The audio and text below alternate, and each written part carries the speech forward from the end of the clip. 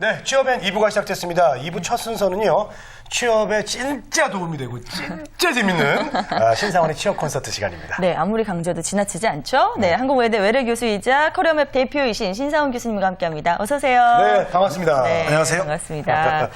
자, 신상원 교수님, 대학들이 이제 방학을 했잖아요. 네. 취업에 이제 도움이 되기 위해서 우리 학생들이 이제 방학을 좀 어떻게 보내는 게 좋을까요?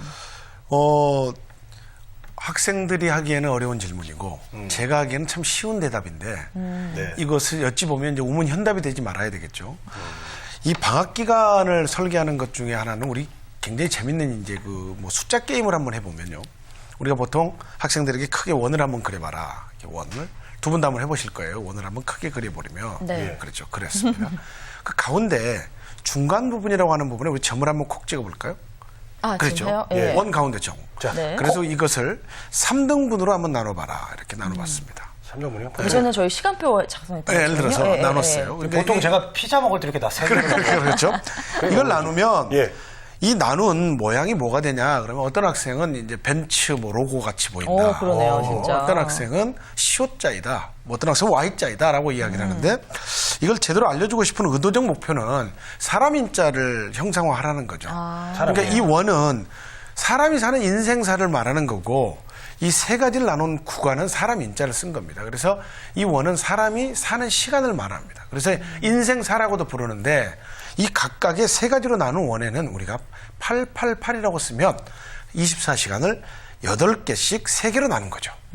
그래서 우리가 방학 시간 어떻게 보내야 할까? 똑같이 보면 첫 번째는 잠자는 데 쓰고 두 번째는 이 학생이라는 신분을 유지하는 학습을 해야 하고 세 번째는 바로 이제 구직과 관련된 일을 할 필요가 있다. 네. 그래서 방학 시간에 가장 잘 보내는 방법은 시간 설계를 다시 하는 것이다라는 겁니다. 그렇군요. 네네. 예전에 저희가 방학이 되면 이렇게 정말 말씀하신 것처럼 동그라미 그리고 거기 이렇게 시간표 해놓은 것처럼 그렇게 계획을 짜고 시작하는 게 좋다 이런 말씀이신가요? 물론입니다. 네. 근데 이렇게 교수님 말씀해 주신 대로 할 거면 그냥 세 덩어리를 짜서 해야 되는 건데 예, 더 세부적으로 할 필요는 없나요? 제가 이제 세분화시키지 않았던 것은 네. 이 세분화를 시키기 위해서는 시간을 어디에 비중도를 둬야 할지를 먼저 그려야 한다는 거죠.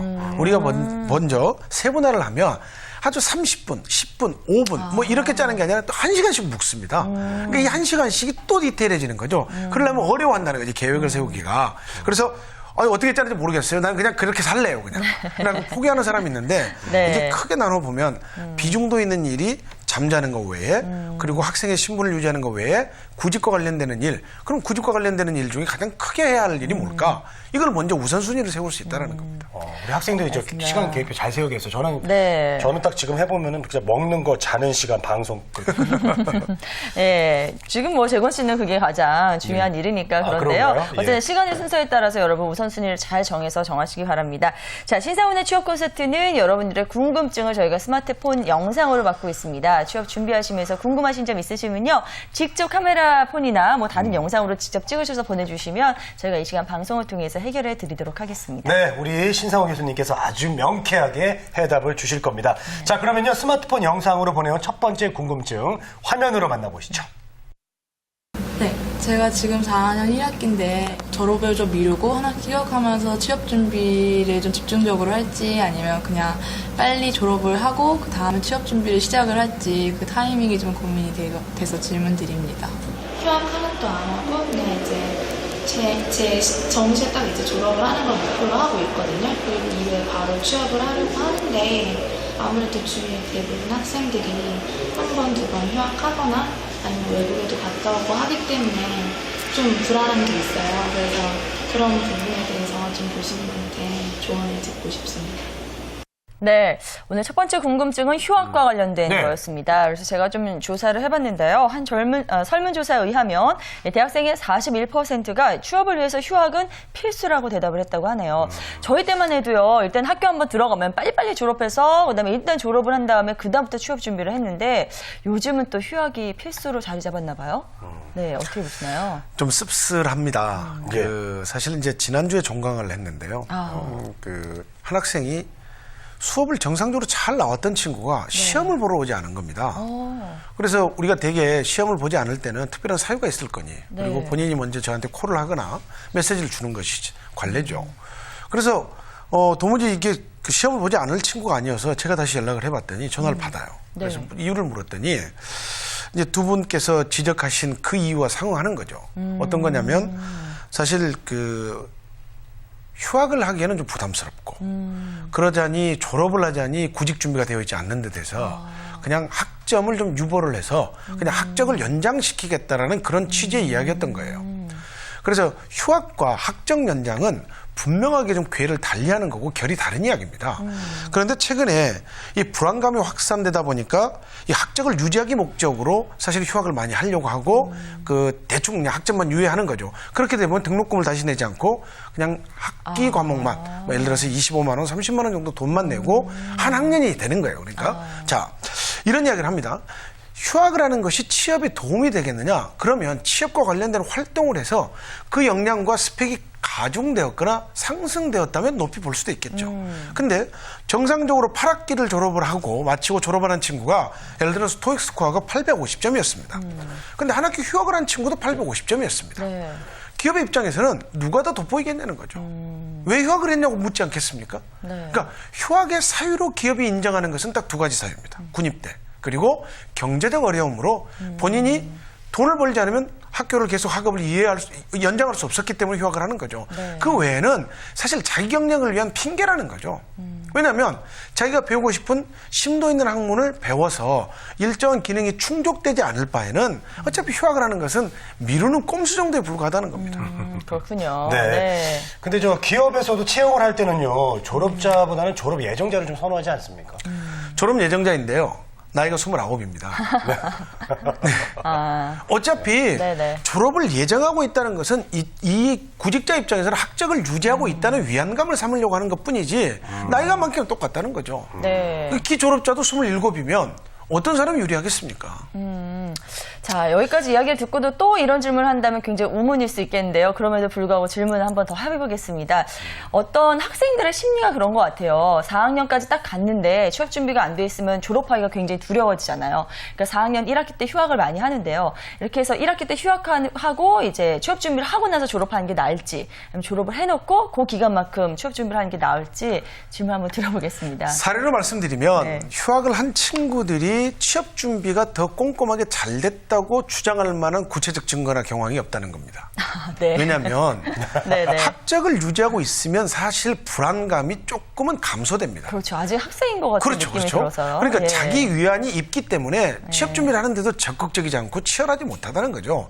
그런데 사실 졸업이 된 상태면 굉장히 적극적입니다. 왜냐하면 우리가 이런 말 하지 않습니까? 2판 4판. 뭐 볼 게 없다. 네. 이건 내가 목을 걸어야 될 게 이것뿐이다.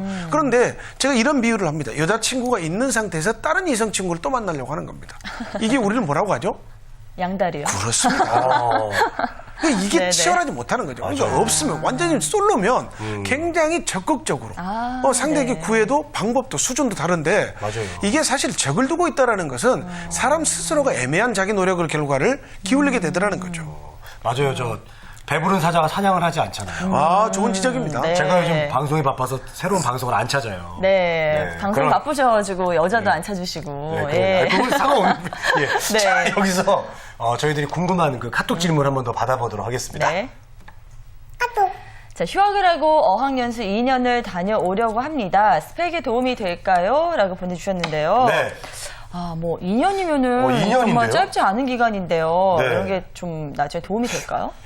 어학연수 기간을 되게 우리가 길면 1년 정도를 삼는데요. 예, 예. 2년이라는 기간을 굳이 설정한 이유가 사실 궁금하기도 합니다. 군대에 다녀오셨는데요. 네네. 그런데 어학연수 2년이라면 특별한 경우라고 볼 때 본인이 2년을 통해서 언어 구술 능력을 키울 건지 아니면 그냥 점수화되어 있는 토익 스코어나 일반적으로 제시할 수 있는 그런 결과물을 제시할 건지를 분명하게 할 필요가 있다는 거죠. 네. 그러면 목표치가 어느 정도인데 그 목표치를 달성했을 경우에는 사실 객관화될 수 있는 능력이라는 겁니다.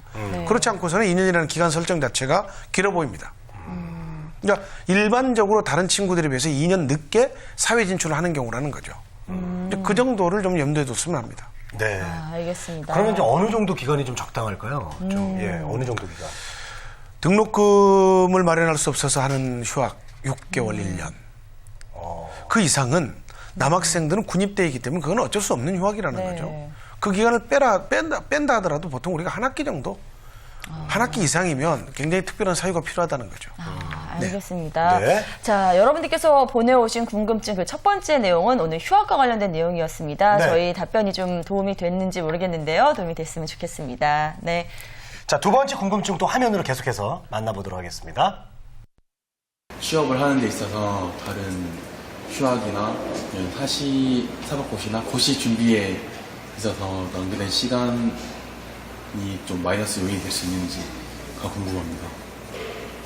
참, 자, 앞서서 휴학과 관련해서 준비를 해봤고요. 이 뒤 질문은 이겁니다. 졸업 후에 이제 고시 준비하시는 분들 참 많이 네, 계신데, 많죠. 예, 이게 해서 잘 되면 좋겠지만 나중에 안 돼서 다시 취업으로 돌아올 때 이게 마이너스 요인이 될런지 그게 궁금하시네요. 저희 사촌 동생이 생각이 나네요. 예. 사례가 많죠. 예, 네. 제가 이분들에게 이야기를 할 때 꼭 밀림의 타잔 이야기를 합니다. 그러니까 그래요? 뭐 네. 굉장히 궁금하시죠? 네네. 타잔이 사실은 그 목표치로 오기 위해서 밧줄을 타고 오죠. 소리를 지른 다음에. 그러면 이 타고 온 밧줄을 놓고 앞으로 갈 밧줄을 잡습니다. 아니면 놓기 전에 잡고 놓든지 뭐 이런 형태를 통해서 계속 그렇게 해서 앞으로 나아가죠. 네. 그런데 만일에 두 개의 밧줄을 동시에 잡고 있다고 쳐보십시오. 그럼 이 사람이 나아갈 수 있습니까? 없습니까? 서 있는 형국이라는 거죠. 그러니까 이분들은 사법고시 했던 것들이 너무 아깝다는 겁니다. 그래서 놓치기 쉽지 않고 그냥 잡고 있고요. 근데 이게 취업을 해야 하니 새로 앞으로 나가야 할 거. 그래서 두 개를 지금 잡고 있는 형국인데 사실은 어느 하나를 놔야죠. 그래야 반동을 해서 나갈 겁니다. 근데 이제 반동을 하는 것이 새롭게 시작하는 거니까 일반 취업 준비자를 위해 보다는 어렵겠다는 거죠. 어렵습니다만 불이익이 있지는 않습니다. 어떻게 하면 불이익이 있지 않느냐? 네네. 공부를 했던 학습 히스토리를 취업에 활용할 수 있으면 좋다는 거죠. 이분들은 사법고시 했으니 공무원공부시 했으니 굉장히 공부를 열심히 했단 말이죠. 네. 그러면 현행 채용제도에서 공부를 통해서 입사를 할 수 있는 기업이 있다는 거죠. 거기가 공기업입니다. 아직까지 시험이 남아있단 말이죠. 그래서 본인이 했던 시험 제도를 취업에 활용을 하면 가점이 될 수 있는데 이 활용을 하지 못하고 사장시키고 새롭게 준비를 하려면 아마 여기서부터 반동을 해야 되니까 좀 힘이 들 건다. 네. 근데 사법고시를 했다고 해서 실패 모든 사람에게 불이익을 주냐? 그렇지는 않습니다. 그러니까 불이익이 될 만한 직무군으로 가려고 하니 경쟁에서 다소 낮아 보이는 것뿐이지 공부했다는 자체를 굉장히 나쁜 가점으로 주는 기업은 없겠죠. 네. 그건 비상식입니다. 아, 네, 그렇군요. 이런 예가 있습니까? 혹시 상원 씨도 주변에? 어떤 예요? 그러니까 이렇게 시험 오랫동안 준비하다가 아, 저는 일단 사실을 준비하시는 분들은 기본적으로 몇 년씩 걸리니까요. 네. 주변에 뭐 10년 이상 계속 시험 공부하시는 분들도 몇 분 계셨죠, 예전에. 아니, 제 예. 사촌 여동생이 딱 생각이 나는 게 이제 네. 법대를 나와가지고 저희 막내 이모 딸인데 몇 년 동안 그렇게 고생을 많이 했어요. 계속 시험을 떨어지고 그래가지고 그런데 이제 작년에 좋은 남자를 만나서 시집을 갔습니다. 그런 네. 방법도 있습니다. 근데요, 사실은 인생의 목표를 뭐 사법고시나 행정고시 이렇게 고시 쪽으로 놓고 보시는 분들한테 노력을 하지 마세요. 빨리빨리 취업하세요. 이럴 수는 없는 거잖아요. 그렇기 때문에 공부를 하시고 싶은 분들은 공부를 하셔야 되는 건데 중요한 건 이제 그 기간을 어느 정도로 보고 이쯤 되면 포기하고 취업을 해야겠다. 이런 기간 같은 것도 제가 그게 사실 나오지 않으니까 이분들이 고민이 있는 거죠. 네네. 우리가 맞아요. 이게 조금만 더 하면 될 것 같다. 그리고 본인이 했던 것이 너무 아깝다는 거죠. 되게 포기자들 분 중에 어느 분들이 계시냐면 1차는 합격했는데 2차부터 안 되는 분들이에요. 그러니까 1차가 합격이 됐다는 것은 가능성이 있다고 판단하는 거죠. 그래서 아까 10년 이야기를 하셨는데요. 네. 10년에 도전을 했다는 것은 본인이 이 목표를 성취하려고 하는 거죠. 그런데 저는 10년을 하고 포기하는 것보다는 더 하라고 권하고 싶습니다. 왜? 10년을 했다면 앞으로 한 3년, 4년만 더 하면 가능성이 높다는 거죠. 근데 더 할 수 없다라는 것은 이제 뭐의 문제? 경제적인 문제. 예. 그리고 또 한 가지는 주위 시선의 문제. 근데 안타깝게도 우리는 우선시해야 될 게 경제나 여건의 문제야 돼야 되는데 이게 시선과 편견을 의식한다는 거죠.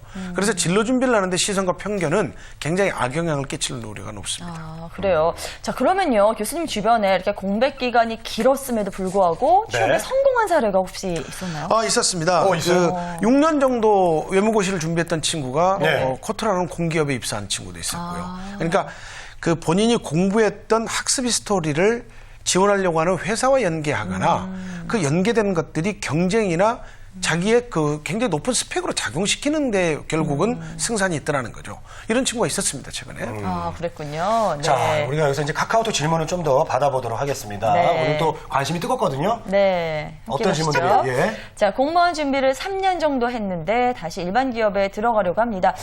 괜찮을까요? 라고 하셨어요. 예. 비슷한 그런 고민인데, 네. 예, 말씀을 좀 해주시죠. 아까 이 법무팀 네. 혹은 기업 내에서도 이제 총무나 회계 관련된 것들, 네. 그다음에 공무원 시험 준비 영역은 사실은 이제 몇 급에 따라서 다르지만 그 굉장히 깊이 있는 학습을 했다고 하는 것은 역사나 전 과목을 다루고 있는 시험 제도를 운영하고 있는 기업에는 유리합니다. 근데 일반 기업으로 들어가는 것은 아마 직무를 네. 평이한 직무로 생각하시는 것 같아요.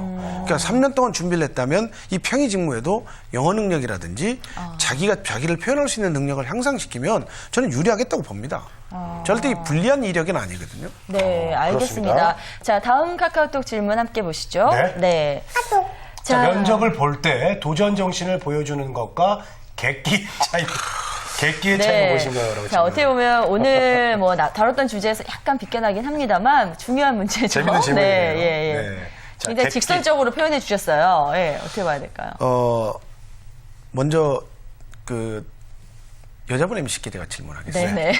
송상원입니다, 네, 교수님. 좋습니다. 네. 방송에서 이름을 말하면 좀 그럴 것 같아서 아, 예, 제가 예. 노래 한 곡 해보실 수 있겠어요? 지금? 그래요. 네, 노래. 지금요. 네. 자, 예. 시작. 아, 예. 저희 시간 관계상 제가 못할 것 같습니다. 다음 또 하겠습니다. 아주 네, 잘하셨어요. 네. 네. 도전을 해보는 사람은 도전 정신이 있는 거예요. 해보겠습니다. 김밤지 새우고 뭐 이렇게 시작을 했다고 치죠. 네, 네. 근데 본인이 스스로 정리를 하는 거죠. 시간 관계상 마무리하겠습니다. 이 객기예요. 아, 네. 기회를 줬음에도 불구하고 이 기회를 활용을 못하는 사람, 그리고 네. 이것을 자기화시켜서 결정을 내는 것, 끝내려고 하는 것. 그래서 이게 이제 평가자의 의도나 관점에 따라서 차이가 있겠지만 네. 제가 진짜 시청자분들의 이해를 빨리 도와드리려고 사실은 이런 그 상황을 설정해 본 것 뿐입니다. 근데 네. 제가 조언하는 것은 정답이라고 볼 수는 없겠습니다. 100%. 네. 하지만 객기를 구분하는 것은 참 어려운 일이죠. 근데 이거는 면접자 의도와 달리 그 면접관의 의도와 달리 면접자가 스스로 알아서 판단하고 상황을 자기화시키는 것이 객기일 수 있다는 거죠. 권대성 씨는 무모하지만 해보는 겁니다. 예, 한번 해보겠습니다. 근데 지금요? 여기서요? 무슨 노래요? 혹시 신청곡 있나요? 이런 식이라면 당혹스럽겠죠, 면접관은. 네. 항상 면접 가면 눈치 잘 보고요. 면접관의 의도를 잘 살펴서 하셔야 될 것 같습니다. 객기 부리지 마세요, 서울 예, 씨. 알겠습니다. 죄송합니다. 세월이 가면. 예, 예. 자, 오늘 저희가 더 듣고 싶은 이야기가 많습니다만 여기서 마무리 져야 될 것 같습니다. 이 시간 여러분들께서 스마트폰으로 지금 영상을 통해서 질문이 들어오면 저희가 해결해드리는 순서니까요. 네. 많이 궁금하시면 보내주시기 바랍니다. 자, 밑에 주소 보이죠? 네. 네, 여기로 언제든지 보내주시기 바라겠습니다. 네. 취업에 대한 궁금증 당연히 해결해드리고요. 또 방송도 한번 타시고 좋은 기회가 될 것 같습니다. 네, 여러분들의 많은 참여 기다리고 있겠고요. 지금까지 한국외대 신상원 교수와 함께했습니다. 고맙습니다. 감사합니다.